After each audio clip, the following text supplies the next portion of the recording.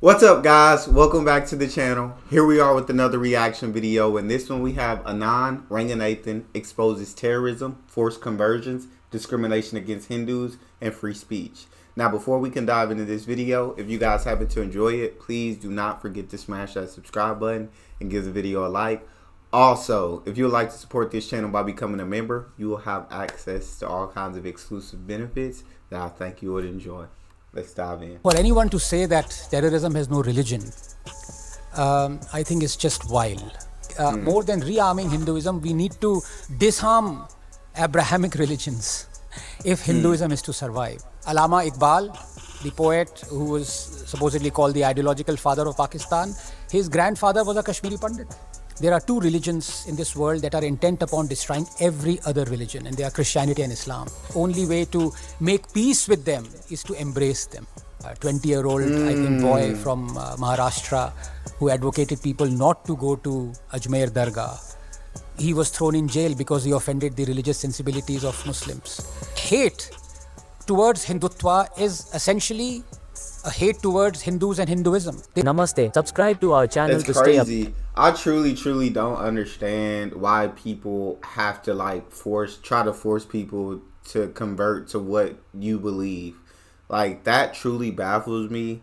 I do believe in Christianity, but I would never force anybody else to believe, or I would never try to force anybody else to believe in that.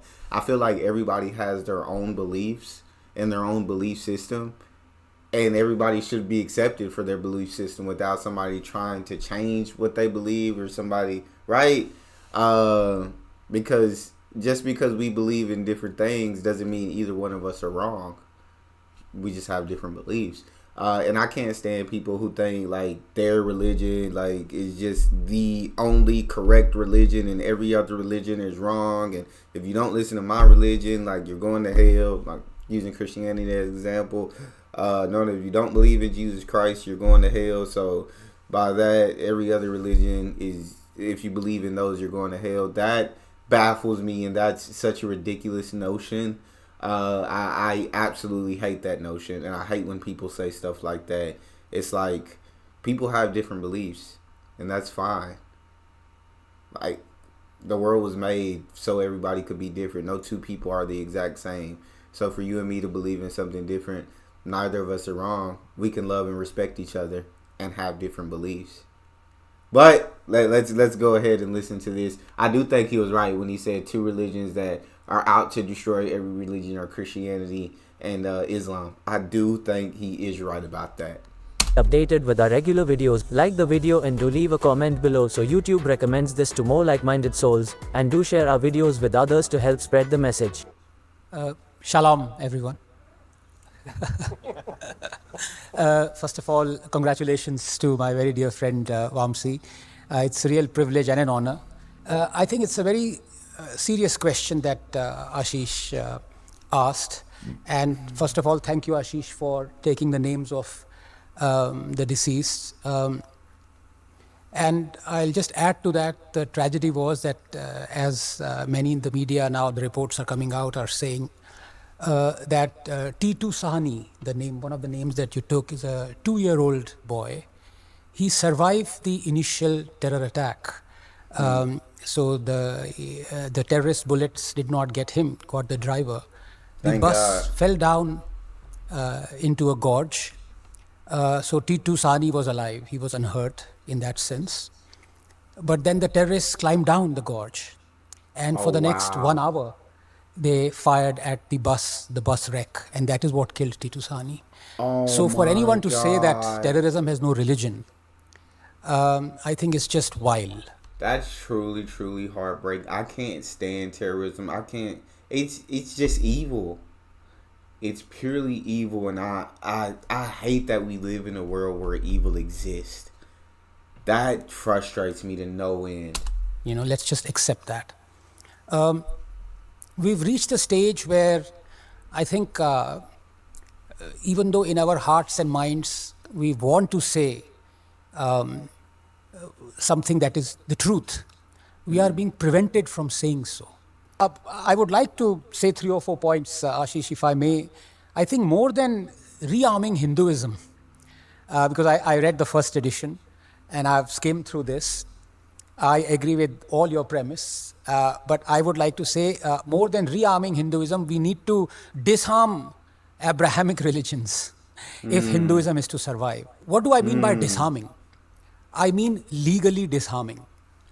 Because let's be very honest about it. There is no other way. I am not advocating any other way. But you are seeing that there are religions that hold sacrosanct as one of their principal dogmas as to convert others, to bring others into their fold. That is an axiom in them. In fact, you are rewarded heaven if you convert someone and bring that person into their fold. And Crazy. if you have such philosophies within a society, how can logically Hinduism survive? It's almost impossible because the rewards on the other side are just too many. And we've seen how coercions, forced conversions have led to vast swathes of Indian lands, territory, peoples being converted. Oh, And wow. the next Really? stage obviously is, as we know, multiple examples that the person who's converted is more vociferous in proclaiming his newly adopted religion than even the people who have been through generations belonging to that religion or that dogma. So I there can is agree no way with out. that. I can agree with that As for sure. the most prominent example. Because I feel like, as a person who went through generations, I don't know, you're just almost brought up to believe it. Where I feel like some people don't like truly understand or truly believe. It's just what they're taught to believe. And so they just kind of go along with it. Whereas I feel like somebody who's converted more than likely is just like, in order to convert, like, you have to truly believe, or there'd be no point in converting. You have to truly believe that that is the right religion, that you are on the right path, that you are being saved. 100%. You'd have to believe it with all of your heart and soul, or you would not convert. And so I can understand when he says the ones who switch are, it seems like, more vociferous than the ones who've even been through generations of it. That truly does make sense to me. Example, Allama Iqbal, the poet who was supposedly called the ideological father of Pakistan, his grandfather was a Kashmiri Pandit. And who would have thought that it would take 1.5 generations for someone to be so vocal, and absolute religious bigot in the sense that he said, I have a sole purpose on this earth, which is to defeat infidelity and break all idols, and that is the whole sole purpose of Islam. I mean, these are his words. Wow. He was the one, in fact, who was the pallbearer of Ilmuddin, the one who killed the publisher of Rangila Rasool. And these are the people we celebrate. There are awards on Allama Iqbal in India. In Pakistan, of course, there would be, but in India, there are awards on Allama Iqbal. In fact, the word Allama itself should not be used because that is in reverence to this guy. So, what other things does one require? I think the most prominent one is legal. You have to be absolutely certain that Hinduism cannot survive if you carry on with this process of turning a blind eye to illegal conversions. We've seen it in the South. We've seen it in Punjab, of all places. So what, I guess my question is, what exactly is an illegal conversion? Would it be this, like, someone forced against their will, or, because I feel like I understand the concept of it, but I just don't know the true, like, I don't know examples of, like, people being illegally converted, I guess. And so if you guys could help me out in the comment section, that'd be actually, I'm gonna Google real quick and see if I can't find anything.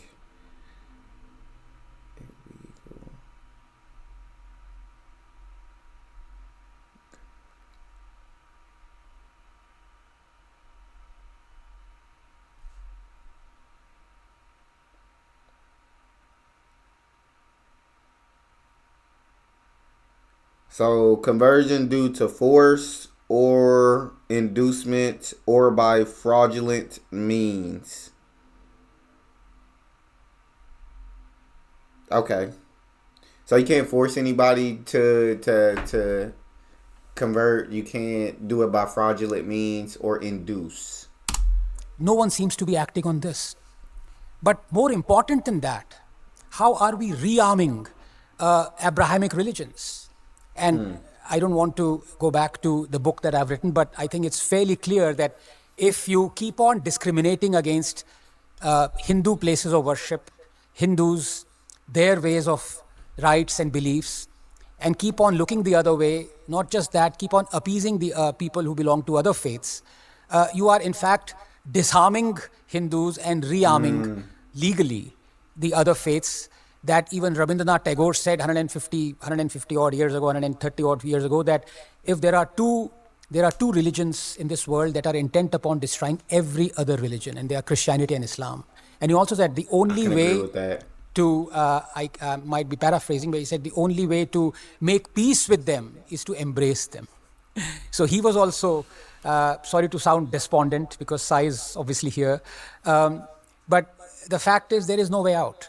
I'm being very honest about it. Sooner or later, I doubt with the policies we have, I doubt Hinduism is going to survive.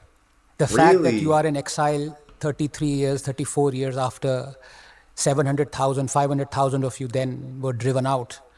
I would like you guys to comment. Do y'all believe the same? That with the policies that are in place now in India, that Hinduism won't survive?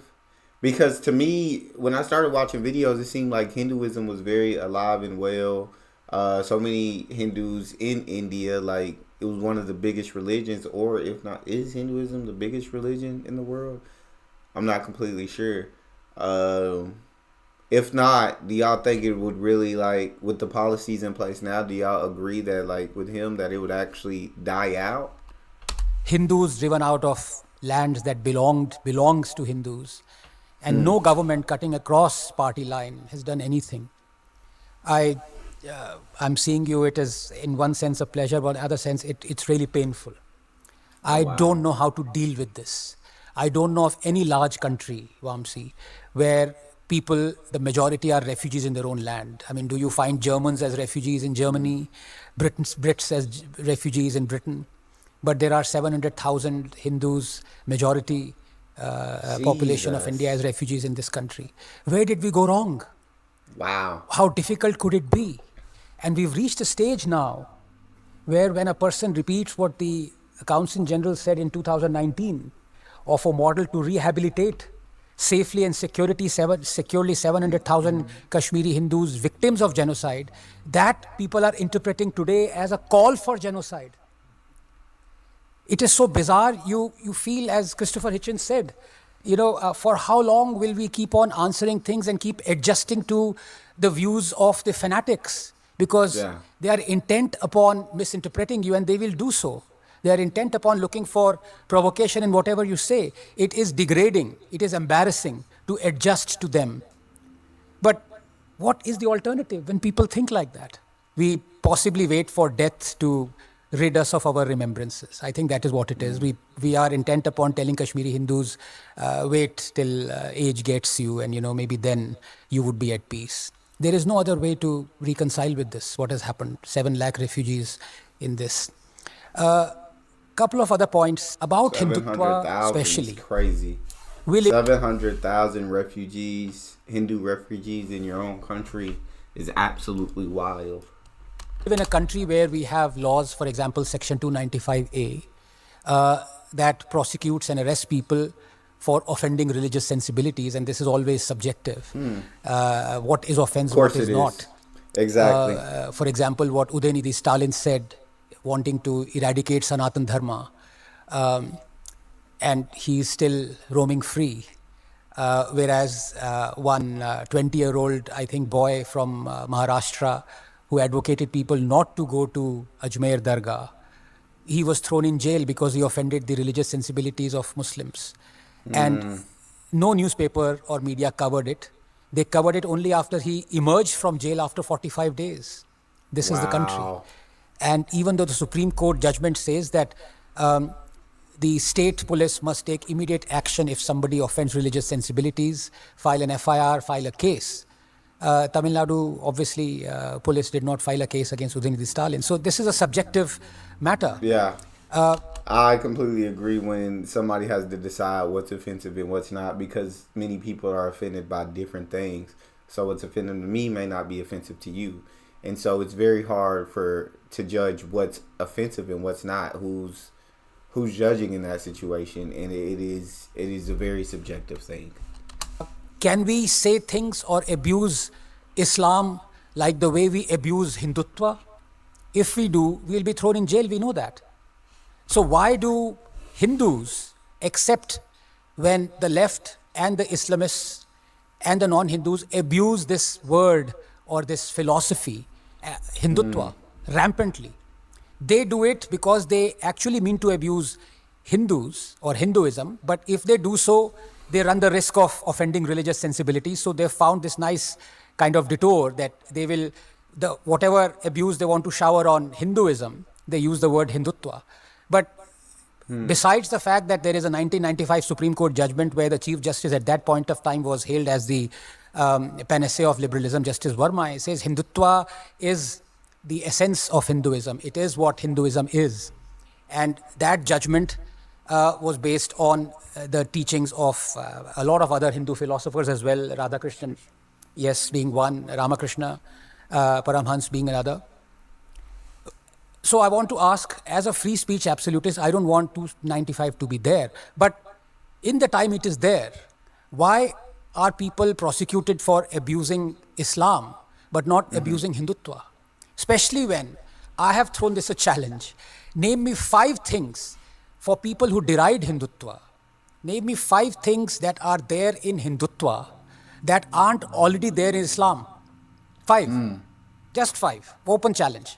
And if you can't, will you deride Islam as much as you deride Hindutva? No one has been able to answer this. So it is clear the hate towards Hindutva is essentially a hate towards Hindus and Hinduism. They've just found this stopgap, and our government, our lawyers, our judges are absolutely quiet about it. I think a lot of this Hindu phobia would end if this fork that has been provided to these bigots is realized, first of all, by the Supreme Court. But then when the Supreme Court stays silent when Udinidhi Stalin abuses Hinduism, why would it speak out when somebody abuses Hindutva? You know, when you are perpetually asked to rise up as a people's movement, you know, to take back what is wrong, to fight for your rights, there's only so much people can do because we are all working, we're all doing our jobs. This is not our job. The job of the people is to elect an entity that promises to correct injustices. Agreed. We are not, Agreed. A billion of us are not judges, you know. Agreed. A billion of us are not policy makers. When our governments don't correct those, when our governments keep on rearming religions that are out to destroy Hinduism. Just yesterday, I don't know how correct this news is, that the Maharashtra BJP coalition government has provided 20 crores it is to the Waqf board, 10 crores to the Waqf board. What's going on out here? You have the minority ministry under the BJP in the last 10 years. First of all, why on earth should this minority ministry exist? But it does. And it offers interest-free loans to anyone who wants to set up a shop on Waqf land. Now, would they be Hindus who would set up shops on Waqf land? They are provided interest-free loans. You have RTE, Right to Education, that is working in conjunction with the 93rd Amendment that puts the onus only on Hindu-run schools to offer 25% reservation for the economically weaker sections. The minority-run schools do not have to obey to that diktat. This is not, no one is asking for appeasement. Right.